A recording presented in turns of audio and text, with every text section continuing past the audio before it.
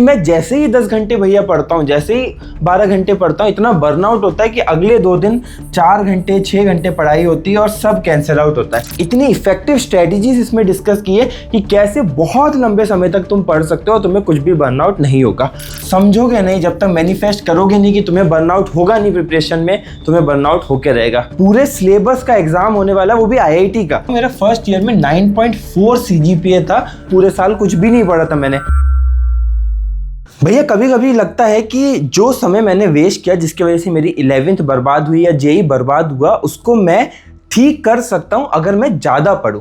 मतलब ये तो सेंस भी बनाता है कि कोई बच्चा जिसने कुछ वेस्ट नहीं किया वो 8 घंटे पढ़ रहा है, अगर मैं 12 घंटे पढ़ूंगा तो at some point of reference मैं इसको बीट कर सकता हूँ अगर सेम सीरियसनेस और सेम कंडीशन में पढ़ूं। ये एक कमेंट आया जो जेन्युइन भी लगा कि हाँ, मैथ्स डिग्री सीधे सीधे कि तूने लेट स्टार्ट किया लेकिन तू डेली ज़्यादा क्वांटिटी ऑफ प्रिपरेशन कर रहा है और सेम सीरियसनेस से कर रहा है, सेम तरीके की प्रिपरेशन लेवल पे कर रहा है, तो तू जीत सकता है।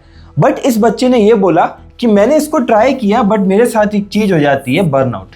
अब तुम में से काफ़ी सारे बच्चे जो मुझे जानते हैं, बहुत सारे JEE 2027 को एस्पायर कर रहे हैं। एज एन IITian मैंने तुम्हें बहुत सारे चीज़ों में हेल्प की है, बट एक चीज़ मुझे रियलाइज़ हुई कि तुम्हें ये भी समझाना पड़ेगा कि अगर तुम में से कोई बच्चा एक्चुअली बहुत लॉन्ग आवर्स पढ़ना चाहता है और उसको बर्नआउट की प्रॉब्लम है कि मैं जैसे ही 10 घंटे भैया पढ़ता हूँ, जैसे ही 12 घंटे पढ़ता हूँ, इतना बर्नआउट होता है कि अगले 2 दिन 4 घंटे 6 घंटे पढ़ाई होती है और सब कैंसिल आउट होता है। मैंने तुम्हें पहले ही बताया मेरी इस वीडियो में कि अगर तुम लॉन्ग स्टडी आवर्स नहीं पढ़ सकते हो तो तुम्हें ये तरीका अपनाना है। और तुम्हें ऐसा लग रहा है कि समय कम पड़ रहा है, मुझे लगभग 10+ आवर्स की स्टडीज़ डेली चाहिए ही कमबैक के लिए, तो ये वीडियो तुम्हारे लिए। इतनी इफेक्टिव स्ट्रेटजीज इसमें डिस्कस की है कि कैसे बहुत लंबे समय तक तुम पढ़ सकते हो, तुम्हें कुछ भी बर्नआउट नहीं होगा। तो करना क्या है, एंड तक बने रहना, चैनल को सब्सक्राइब कर लेना और कमेंट में लिख देना नो बर्नआउट। बिकॉज जब तक समझोगे नहीं, जब तक मैनिफेस्ट करोगे नहीं कि तुम्हें बर्नआउट होगा नहीं प्रिपरेशन में, तुम्हें बर्नआउट होके रहेगा। ये कमेंट करना है, नो बर्नआउट मतलब नो बर्नआउट। और आज समझेंगे कि बर्नआउट होता क्यों है, कैसे इससे बच सकते हो। अब बर्नआउट के ना कुछ तरीके हैं, ऐसा नहीं है कि हम 10-12 घंटे पढ़ नहीं सकते। मैं भी पढ़ा हूँ। मैं जब IIT में था कोई भी पूरे सेमेस्टर पढ़ाई करता ही नहीं था, सब लास्ट के दिनों में पढ़ाई करते थे। पूरे सिलेबस का एग्जाम होने वाला, वो भी IIT का, जो IIT के प्रोफेसर ने सेट किया है, उसको कवर करना होता था और लास्ट के दिन 2-3 दिन 16-16 20-20 घंटे पढ़ाई करते थे और कुछ बर्नआउट नहीं होता था। बल्कि अगर मैं आपको बताऊं, मेरा फर्स्ट ईयर में 9.4 CGPA था, जो मेरे हिसाब से पूरे बैच में टॉप 10 के आसपास होगा। किसी का इतना बड़ा CGPA नहीं आया था। पूरे साल कुछ भी नहीं पढ़ा था मैंने, सिर्फ लास्ट में ज़्यादा पढ़ा था। तो इफेक्टिवली ज़्यादा पढ़ने से ऑब्वियसली आप चीज़ों को कवर तो करते हो, बट आपको क्या होता है, बर्नआउट होता है। अब बर्नआउट किस चीज़ से होता है? एक तो फेलियर से होता है कि भाई मैं जो कर रहा हूँ वो कर ही नहीं पा रहा हूँ, ठीक है, क्वेश्चंस लग ही नहीं रहे हैं। दूसरा बर्नआउट कैसे होता है? अगर आपको कोई चीज़ बोर कर रही है, बोरियत जैसे ही आएगी बर्नआउट शुरू हो जाएगा। तीसरा बर्नआउट क्या होता है कि अगर आपके एनर्जी लॉस है कि भाई एनर्जी नहीं आ रही, बैठा ही नहीं जा रहा, नींद आ रही है, इतनी देर से कर रहा हूँ, यॉर्निंग हो ही जा रही है। और चौथा बर्नआउट होता है अगर आप इरिटेट हो रहे हो प्रिपरेशन से, ठीक है, इरिटेशन हो गई यार, इसी किताब में घुसे पूरा दिन हो गया, लेक्चर देखे ही जा रहा हूँ, बहुत इरिटेशन हो रही है। इरिटेशन होते ही ये सब आपके माइंड को बेसिकली क्या है, एक सिग्नल भेजते हैं टू कूल डाउन। और कूल डाउन में बेसिकली क्या होता है, अगर रात का समय है तो आपके मेलाटोनिन रिलीज हो जाते हैं, आपके स्लीप हार्मोन्स रिलीज हो जाते हैं कि भाई अब थक गया है तो सो जा। दिन का समय होता है तो ऑब्वियसली जो आपके एक्टिव हार्मोन्स हैं वो सिक्रीट होना बंद होते हैं, बॉडी आपको रिलैक्स देती है, आपको डोपामीन मांगती है कि भाई मुझे डोपामीन चाहिए। डोपामीन में आ जाते हैं बेसिकली अपने गेम्स वगैरह, अपनी YT वीडियोज़, अपने रील्स, और पूरी प्रिपरेशन हिल जाती है। ऐसा हमें नहीं करना है, ठीक है। आज नो बर्नआउट को समझना ही समझना, और कैसे इफेक्टिवली ज़्यादा घंटे पढ़ा जा सकता है उसको समझना है। लेकिन सीरियसनेस ज़रूरी है और एक 21 डेज़ का चैलेंज ज़रूरी है। जो भी बताऊंगा 21 दिन तो अब इम्प्लीमेंट करना ही पड़ेगा। तुम्हें समझना पड़ेगा IIT बहुत लंबी रेस है। इसमें अगर कोई स्ट्रेटजी समझ में भी आती है, मैं एज एन IITian तुम्हें बेस्ट चीज़ें भी बताता हूँ, तो तुमने अगर उसको 1 दिन 2 दिन 3 दिन इम्प्लीमेंट की तो नहीं होगा। बिकॉज जब मैं कमेंट्स पढ़ता हूँ, इफेक्टिवली हमने जो बैकलॉग्स पे इतनी सारी वीडियो बनाई थी, बहुत सारे बच्चों के बैकलॉग्स क्लियर हुए हैं। तुम अगर चैनल के कमेंट्स पे जाओगे, बहुत सारी वीडियोस के नीचे तुम्हें दिखेगा कि भैया थैंक यू, आपने 11th सेव कर ली, भैया मेरे बैकलॉग सिग्निफिकेंटली रिड्यूस हो गए। बिकॉज क्यों? उन्होंने मेरे चैलेंज को एक्सेप्ट किया, टाइम दिया, 20 दिन दिए, 21 दिन दिए, 11 दिन दिए। तुम भी इतना करना पड़ेगा, टाइम देना पड़ेगा। ज़्यादा घंटे पढ़ना है, आज जो मैं बता रहा हूँ 2 दिन फॉलो किया नहीं होगा, 21 डेज चैलेंज लेना पड़ेगा।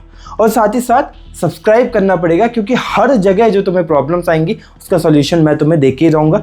नीचे जो बटन आ रहा है उसको सब्सक्राइब करना ही करना है। और अब समझनी है कि क्या क्या तरीके होती हैं जो हम करते हैं जिसके वजह से हम बर्नआउट हो जाते हैं या फिर लॉन्ग स्टडी आवर्स नहीं कर पाते। कॉमन मिस्टेक्स हमारी क्या है? पहली चीज, not understanding your own body. मतलब तुमने खुद की बॉडी को समझा ही नहीं कि तुम लंबे घंटे पढ़ाई कर सकते हो या नहीं कर सकते हो। जैसे फॉर एग्जाम्पल मी वर्सेस मेरा कोई दोस्त, जैसे एग्जाम लेते हैं स्माइल। अब स्माइल का जो नेचर है वो है ही शॉर्ट टेम्पर्ड, उसका नेचर ये है कि बहुत डिस्ट्रैक्टिव रहता है। और मेरा नेचर है कि भाई मैं सीरियस रहता हूँ, तो मैं लॉन्ग स्टडी कर सकता हूँ 3 घंटे 6 घंटे, ये शायद 2 घंटे से ज़्यादा नहीं पढ़ सकता। अगर तुम इस कैटेगरी में हो और तुम एक चीज़ में 4 घंटे 5 घंटे डालोगे तो तुम्हें बर्नआउट होगा ही होगा। ये बहुत कॉमन सेंस बोलता है। तो खुद को सेल्फ अंडरस्टैंडिंग नहीं है तो आपको बर्नआउट होता है। दूसरा, अगर डायरेक्शनलेस पढ़ाई करते हो, मतलब कि भाई मोटिवेशन ही नहीं है, ठीक है, कितने टास्क हैं वो पता ही नहीं है, बस मुझे तो 12 घंटे पढ़ाई करनी है, मुझे कुछ ही मोटिवेशन नहीं मिला है कि कितने देर करनी है, क्या करनी है, कैसे करनी है। सुबह से बैठा हुआ हूँ, घंटे कैलकुलेट कर रहा हूँ। जब आउटकम्स नहीं दिखते हैं तो आप बहुत गंदे डिसअपॉइंट होते हो, बहुत गंदे डिसअपॉइंट होते हो और आप नहीं पढ़ पाते हो। अब सारी प्रॉब्लम समझ गए, बर्नआउट क्यों होता है, क्यों लंबे समय तक नहीं बैठ पाते हो। अब कुछ प्रैक्टिकल टिप्स को हम समझेंगे एंड इसको इम्प्लीमेंट करेंगे। पहली टिप है स्मार्ट सीक्वेंसिंग। ये तो भाई वंडर है, लिटरली वंडर है। मैं मेरी खुद की जेईई प्रिपरेशन में बहुत यूज़ करता था। बोर्ड्स के बाद हमारा जेईई मेन का एग्जामिनेशन हुआ था, बहुत प्रेशर था। Literally this works wonder. Basically हमें इसमें क्या करना है, हमें ग्राफ से समझना है। मैं तुम्हें बहुत बार ग्राफ से एक्सप्लेन करता हूँ बिकॉज मुझे ये बेस्ट तरीका लगता है। जनरली क्या होता है ना, लोगों के स्टडी मोटिवेशंस ऐसे चलते हैं, सुबह बहुत पीक से शुरू होते हैं लेकिन वो डे खत्म होते होते ऐसे गिरते गिरते गिरते गिरते चले जाते हैं एंड आउटपुट नहीं निकलता है और बर्नआउट बहुत होता है। जनरली क्या होना चाहिए, क्योंकि पढ़ाई हर किसी की फेवरेट नहीं होती, हर कोई पढ़ाई को बहुत प्यार नहीं करता, थोड़े बहुत डिप्स आना जरूरी है बट वो उठते जाने चाहिए। ऐसा कुछ आपका मोटिवेशन रहना चाहिए, थोड़ा गिरा फिर उठ जाए, थोड़ा गिरा फिर उठ जाए। एंड ये उठाने के लिए ही स्मार्ट सीक्वेंसिंग लगती है कि तुम्हारे मोटिवेशंस उठे रहें। अब इस स्मार्ट सीक्वेंसिंग में हमें बेसिकली क्या करना होता है कि हमारे जितने भी स्लॉट्स हैं पढ़ाई के, जैसे S1, S2, S3, S4, S5, मान लेते 5 स्लॉट में हम पढ़ेंगे 2-2 घंटे के, 10 घंटे पढ़ाई करेंगे। ये स्टेप्स बहुत इंपॉर्टेंट है और ये बहुत इंपॉर्टेंट है। कैसे? देखो इस बात को समझो, स्टार्ट हमेशा उस सब्जेक्ट से करो, उस पढ़ाई से करो जो तुम्हारे लिए सबसे बड़ी प्रॉब्लम हो। मैंने बहुत लोगों को देखा है कि वो बोलते हैं कि start with the easiest thing. I don't believe in it. अगर आप सबसे इजीएस्ट थिंग से स्टार्ट करते हो, सबसे टफ चीज़ को अगर आप डे एंड में टैकल करते हो तो आपको दिक्कत आती है। वो दिक्कत कैसे आती है कि आपका दिमाग ऑलरेडी बर्न आउट होने की स्टेज में पहुंच रहा होता है, आप उसमें एक ऐसा तड़का मारते हो जो डिफ़िकल्ट चैप्टर का या डिफ़िकल्ट कॉन्सेप्ट का होता है वो पूरा तहस नहस हो जाता है। आप सब कुछ बंद करते हो, साइड में करते हो, सो जाते हो। ऐसा नहीं करना है। ईट दैट फ्रॉग सबसे बड़ी प्रॉब्लम्स के संग स्टार्ट करेंगे। I always used to start my day with either mathematics या फिर फिजिक्स। जब पेपर नज़दीक आ गया तब ये स्ट्रेटेजी काम आती है कि फॉर्मूला रिवाइज कर लो, कि आप वो चीज़ें पढ़ो जिसमें बहुत ज़्यादा रट्टा मारने की ज़रूरत है। पेपर पास आ गया, अभी पेपर तेरा पास नहीं है, अभी तू इफेक्टिव स्टडी करेगा। अभी नहीं तू सुबह उठ के भाई इनऑर्गेनिक खोल के मैं रिवाइज कर रहा हूँ, अभी तो समय है, अभी तो सबको मास्टर करना है। अभी तो तीनों ही तुम्हारे बेस्ट फ्रेंड हैं। अभी ऐसा थोड़ी हुआ है कि नहीं यार ये बेकार दोस्त है, ये ही सबसे अच्छा दोस्त है और इसके संग काम चला सकता हूँ। तो तीनों को ही दोस्त बनाना है। तो start with the biggest problem. वो आपके बैकलॉग भी हो सकते हैं, कुछ भी हो सकते हैं, ठीक है। Start with the biggest problem. Then यहाँ पे S3 है, यहाँ आपके लिए सबसे easiest and fun to do चीज़ करनी चाहिए। क्यों भाई S3 में सबसे ईजिएस्ट और फन टू डू चीज़ क्यों करनी चाहिए? क्योंकि आपने बड़ी प्रॉब्लम की, आपने 2 स्लॉट खाली किए, आपको एक बर्नआउट आएगा, बहुत थोड़ा सा आएगा, लेजीनेस भी आएगी। यार जैसे ही कुछ अच्छी इंटरेस्टिंग चीज़ें कर लोगे आप तुरंत इसको ठीक कर लोगे। अब यहाँ पे बहुत कुछ कर सकते हो। सब्जेक्ट जो पसंद आता है उसको पढ़ सकते हो, आप कोई लेक्चर देख सकते हो, कोई टीचर से पढ़ना पसंद आता है तो उस टीचर के लेक्चर इस समय लगा लिए, कुछ भी कर सकते हो। अब ऐसे ये अलग स्लॉट्स हो गए, ये अलग स्लॉट्स हो गए, आपका ये एक 50% प्रॉब्लम सॉल्व हुई। दूसरी सॉल्व होती है आपके ब्रेक से। आप ब्रेक्स कब प्लान करते हो और ब्रेक में क्या करते हो, ये बहुत इंपॉर्टेंट है। प्लीज़ आई वांट कि तुम ये सब नोट कर रहे हो, अगर नोट नहीं किया तो पीछे जाकर नोट कर लेना। ये सारी चीज़ों के नोट्स बनाया करो, अपने स्टडी डेस्क पे चिपकाया करो ताकि यूज़ हो। ब्रेक के 2 तरीके हैं, एक तो ड्यूरेशन और ब्रेक कौन से डोपामाइन से आया है। ठीक है, मतलब अगर गेम से आया है तो ये आपको रूइन कर देगा, ख़राब कर देगा, बिकॉज ये वो ब्रेक की ड्यूरेशन को एक्सटेंड कराता रहेगा। अगर ये वहीं पे बेसिकली वॉकिंग से आया है, मे बी म्यूज़िक से आया है, थोड़ा फैमिली से बात कर ली, फूड से आया है, ठीक है, दोस्तों से बात कर ली, ये बेटर डोपामाइन होता है और ये आपको तुरंत रीट्रेक करने में हेल्प कर देता है। मतलब 15 मिनट आप कुछ अच्छा खाया, आपका डोपामाइन मिला, आप अच्छा हुआ, आप वापस पढ़ाई पे जा सकते हो। बट गेम्स का इंटेंसिव डोपामाइन होता है, वो और ट्रिगर करता ही रहता है और ये एडिक्शन में जाता है। फिर ड्यूरेशन क्या होनी चाहिए? ब्रेक की ड्यूरेशन हमेशा 15 से 30 मिनट से ज़्यादा नहीं होनी चाहिए, अनलेस कोई फूड वगैरह आपको खाना है, मतलब प्रॉपर मील लेना है। 15 से 30 मिनट बहुत होते हैं आपके दिमाग को एक ब्रेक देने के लिए, फिर बैक टू स्टडी जाना ही है। स्मार्ट सीक्वेंसिंग समझ ली। टिप 2 है सब्जेक्ट पेयरिंग। ये बहुत लोग बताते हैं, थोड़ा शॉर्ट में तुम्हें कवर करके बताता हूँ कि सब्जेक्ट पेयरिंग क्या होती है। बेसिकली आप सब्जेक्ट्स की प्रिपेयरिंग ऐसे करते हो कि जैसे ही एक सब्जेक्ट आपको बर्नआउट करता है, वैसे ही आप उसको एक बेटर सब्जेक्ट से या डिफरेंट सब्जेक्ट से आप रिप्लेस कर देते हो। सब्जेक्ट पेयरिंग के साथ साथ मैं एक और चीज़ को रेकमेंड करता हूँ, वो है मोड पेयरिंग। ठीक है, दोनों के एग्जांपल देता हूँ, बहुत ध्यान से सुनना। आपने फॉर एग्जांपल मैथ्स पढ़ना शुरू की, 1 घंटा हुआ, 2 घंटा हुआ, बर्नआउट हुआ, आप मैथ्स से क्या किया, आप फिजिक्स में हो गए, चले गए। ठीक है, फिजिक्स पढ़ना शुरू करी, फिजिक्स में आप विजुअलाइजेशन है, चीज़ें थोड़ी इंप्रूव हुई, फिर बर्नआउट हुआ, आप केमिस्ट्री पढ़ना शुरू कर दिया। केमिस्ट्री क्योंकि थ्योरेटिकल है, इसमें भी एक तरफ पे बोरियत आएगी, आप वापस मैथ्स पढ़ना शुरू कर दिया।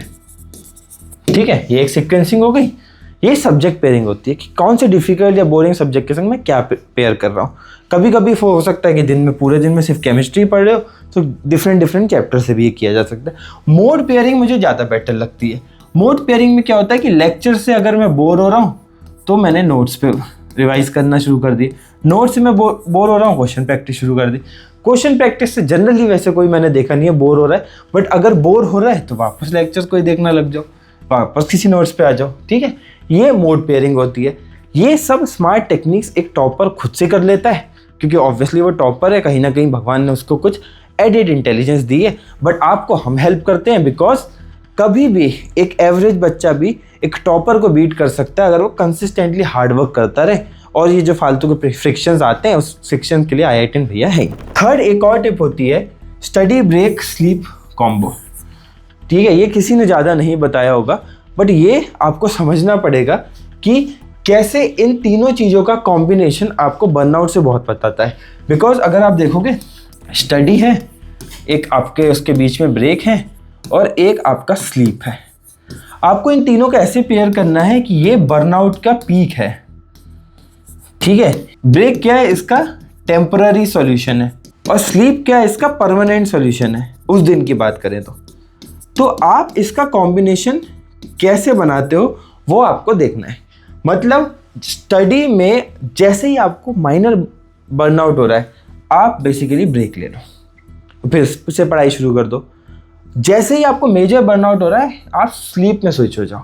जैसे मैं मेरा रूटीन बहुत फास्ट में बताता हूँ कि इन तीनों को मैं कैसे कंबाइन करता था। मैं सुबह उठा, फॉर एग्जांपल 9 बजे उठा, 9 बजे पढ़ाई करना शुरू किया, 2 घंटे पढ़ा, 11 बजे थोड़ा सा बर्नआउट हुआ, मैंने खाना खा लिया, ब्रेकफास्ट वगैरह कर लिया, फिर मैंने 11:30 से 12:30, 1:30, 2 बजे तक पढ़ा। अब ऐसा है कि यार पूरा दिन निकल गया पढ़ते हुए, बड़ा बर्नआउट हुआ, तो मैं 1-1.5 घंटे का ब्रेक लेके स्लीप को थोड़ा इंड्यूस कर देता था। अब योग निद्रा मैं करता था, वो डिफरेंट टॉपिक है, वो मुझे ज़्यादा बेटर लगता था। पावर नैप, योग निद्रा, मैं बहुत बड़ी बिग फैट स्लीप नहीं लेता था, क्योंकि दिन में एक्टिव रहना बहुत ज़रूरी है। बट मैं दोपहर में वो स्लीप को इंट्रोड्यूस करता था। ऐसे जिस दिन स्कूल होते थे, स्कूल से भी पूरे दिन बर्नआउट होकर आता था, दोपहर में मैं एक स्लीप को इंड्यूस कर देता था, बर्नआउट बिल्कुल रिलैक्स होता था। आप ट्राई करके देखो, एकदम फ्रेश उठोगे, फिर जो सेकेंड हाफ के सारे वो हैं तो आप बहुत अच्छे से करोगे, छोटे छोटे बर्नआउट्स में ब्रेक लेते रहोगे। तो ये कॉम्बिनेशंस यूज़ करना, रॉकेट साइंस लग रही होगी बट बहुत आसान है, कुछ भी इसमें डिफ़िकल्ट नहीं है। और अगर अच्छे से फॉलो करोगे तो IIT ड्रीम मिल जाएगा। और साथ ही साथ एक पूरा साल बचा हुआ है, थोड़ी भी मेहनत कर लोगे तो हो जाएगा। इसके बाद मिलते हैं अगली वीडियो में। सब्सक्राइब करना मत भूलना। कोई डाउट हो तो कमेंट कर दो। हमने एक नई सीरीज भी लॉन्च की है जेई पुलिस के नाम से, वो अगर तुमने देखी है तो मुझे कमेंट्स में बताना कि कैसी लग रही है। उस वीडियो को जाकर देखो। प्रॉब्लम्स आपकी वही है, बस एक नया तरीका है आपको सॉल्यूशन देने का। मिलते हैं अगली वीडियो में। Till then keep working hard.